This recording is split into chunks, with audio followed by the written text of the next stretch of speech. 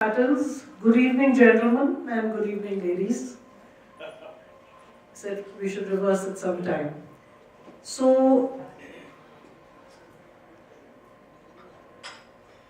would you like to come up and join us at the table? Thanks. Right. Life for me has been what I term life as a gypsy. When somebody asked me, I said, I'm a gypsy. I'm a gypsy at heart. I love traveling. Universe has been very, very kind to enable me to do so. And like they say, behind every successful man is a woman.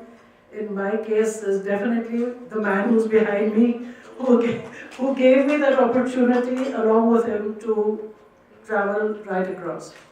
So this is a very personal thing, no gyan, no this or that. I'm just going to talk about my life's experiences. So I grew up here, this is home to me, Delhi. I lived here 22 years of my life in one place, okay? I married a nomad gypsy, my husband Sanjeev was there. And we moved from Delhi to the south of India, to Bangalore. That was my first exposure. I traveled a lot as a youngster, as a kid. But that was my first exposure in living in another city. And yes, between the north and the south, there is a lot of difference, right? So that was my first exposure. Nobody really spoke English or Hindi. They spoke the local languages. And the food habits were different. People were very warm, very friendly, and even then Bangalore was considered very, very cosmopolitan. Now, of course, it's extremely cosmopolitan. People speak Hindi all the time. But the experience of living in a different place makes you who you are. From Bangalore, we moved deep down south to Madurai. Most of you must know of it by the famous Meenakshi temple, where nobody spoke even English or Hindi.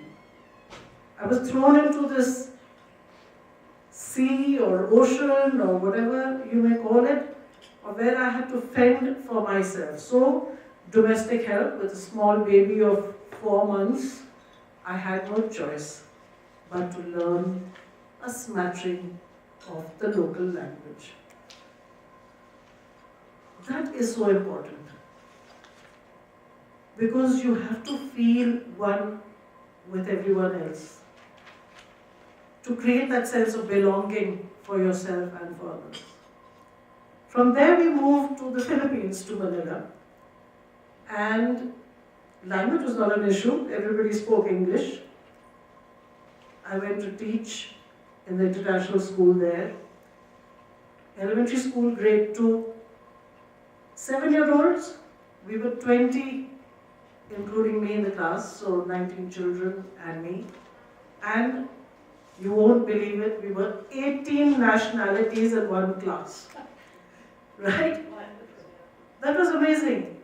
So when I said I came from India, the kids looked at me and their eyes all lit up, really bright. From India. Oh, you mean you go, woo, woo, woo, woo. And I was like, no, that's not Indian. All right, where I'm a different Indian. So, life teaches you to stay open to experience. And I will take you, like I said, through my life's journey. So, the Philippines was very different culturally, yet very similar. Food habits were very different. Language was not an issue. Help was great. People were warm and friendly. Then you start understanding the nuances of what makes people the way they are. I don't know how many of you know, but the Philippines was actually a Spanish colony. Names of people are all Spanish names. Their food habits, very, very similar. Music, fun-loving, joyous. That's the kind of culture that they come from. Some of the best singers, if you go to nightclubs, are all Filipino bands. So it was a very vibrant, vivacious culture being there. What were the differences that one had to adjust to?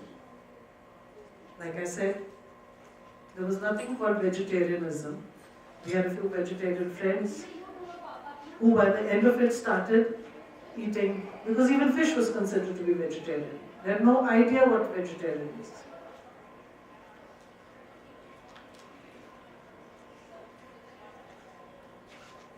If you leave yourself open to receiving and understanding, like I said, the history of a place. So, the Spanish colonization, the feeling of being one of an American, the influence was very high because it was also occupied as an American base for very, very long. They felt they were one more state of the US. Everyone aspired and spoke like Americans with an accent, a particular accent. They aspired to move to the US. To them, there was nothing else in the world but the US. When you go back deep into the history, you realize that the influences of colonization, as we ourselves in India went through with the British, when we go abroad, very often people will ask you, how do you speak such good English? I don't know how many of you face that, but it's because we went to convents, we had a background where we were, exposed to a certain culture, a certain way, the changes, and our mindsets, our thoughts. So, countries respond to what their the history has been, and the influences that we have gone through. We then had the opportunity of moving in between. After the Philippines, we moved to the Middle East, to Oman. I worked there in the Ministry of Advertising, of Communication. It was a very different culture again. When you use the currency, it has the image of His Highness. You cannot give back a note which may be looking, not crisp and new, maybe torn, because out of sheer respect. You cannot say, I don't want this note, which we are so used to in India, something is a little soiled or something, you say, please take it back, give me another one. You could not get away with your card, has to be spotlessly clean or you would be fined. Very, very open, there was a Gurdwara, there was a temple in Muscat. Working in the ministry, you realize that there are certain etiquettes. There is a certain, you cannot be abrasive, you cannot 100% say what you want to say. There's a certain freedom and yet there's a certain curtailment in the way you carry yourself. We moved to Egypt. No, this is not back to back. Huh? We did come back to India in between to stay connected. We moved to Egypt and by then we were vegetarian. Again, nobody knew what vegetarian was, except for the initial thing that you could eat. By the time you finished your starters, there was nothing on the main course to order. So nobody could understand that that's all you could eat, right? Was the hummus and the pita and the babagoo and everything. There was no main course which was vegetarian. Culturally, very, very rich, because Egyptian culture, like the Indian culture, has a very, very old civilization. And family values, joint family systems were all very similar. Hindi movies. So, a certain sense of respect came automatically. Then came the UK, we were in London. Language was not an issue at all. There was a certain connect there, yet there was a certain formality. Restaurants would, your last order was shut by 8:30. People would be very warm, they'll meet you on the road and everybody will wish you and say hello, but not many locals invite you to their home. why I'm leading this thread through is to say that travel enriches you wherever you may be. Culturally, we are different and we have common thread that binds us too. Food will be different in many places.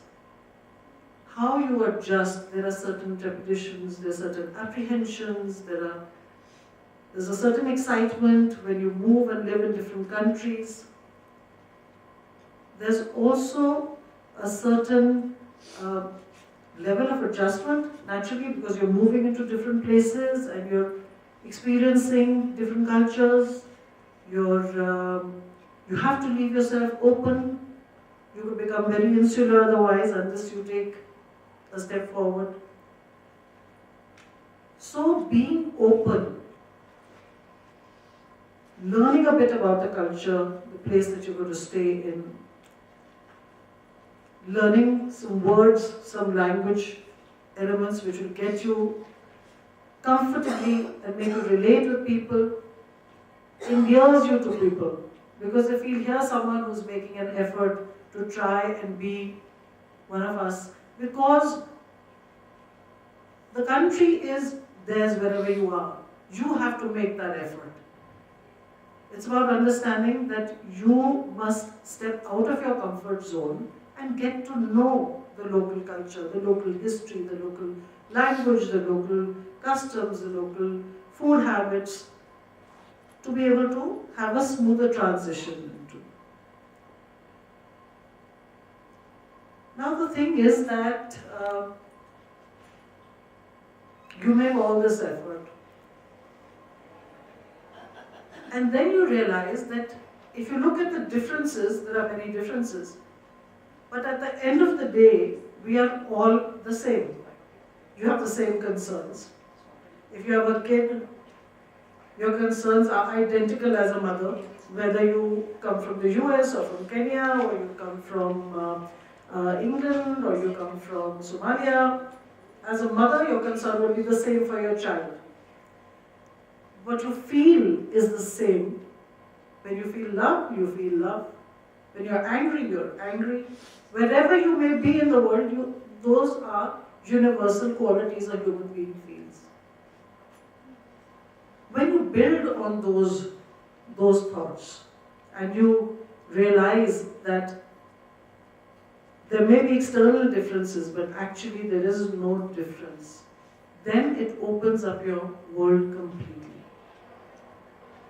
Completely opens you up to receiving and to participating and to giving of yourself in the environment that you are.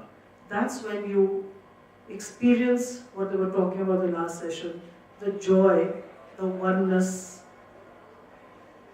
and are able to maximize your stay wherever you may be. So we are covering basically the living, working, and the flourishing. I think once you work on the living, you're automatically flourishing, if you ask me. Because if you live 100% where you are, as who you are, and make that difference, automatically you are flourishing in that community that you are. I'll give you a couple of personal experiences. I went to Australia maybe about 91, which is, my math is really poor by the way, so it's an odd 30 years ago plus. There were 2 Indian restaurants in the city of Melbourne. I was there until 4 or 5 days ago. There are about 800 Indian restaurants in Melbourne today. The difference was, in those 2 Indian restaurants earlier, you'll find only Indians going to eat. Today, the restaurant has hardly any Indians in the restaurant. How we have opened up, how the world has opened up. How in India, earlier we just had Indian food, continental food, and Chinese food. And today, how we have Spanish tapas, we have Mexican, we have Japanese, you name it. We have integrated together as one in the world. Earlier we would celebrate, in India, of course, being secular, we had Christmas and Eid. We celebrated everything. Today we are celebrating Valentine's Day, so big. I need just another minute, is that okay? Valentine's Day, Friendship Day, Mother's Day, Father's Day, you name it, every day there's a day. So again we have opened up as one in the world. If we keep this in mind and realize that even at weddings, if you look, Bollywood has become so big overseas. Alright, you look at a wedding in a church and they're grooving to all the Bollywood songs and dances and everything. Really big in a church, you're finding all that is happening. So there is this blend of a one world, what they say, Vasudev Kutumba means it's a one world family. And that's where we are, and I think that's where we're flourishing as one community across the globe.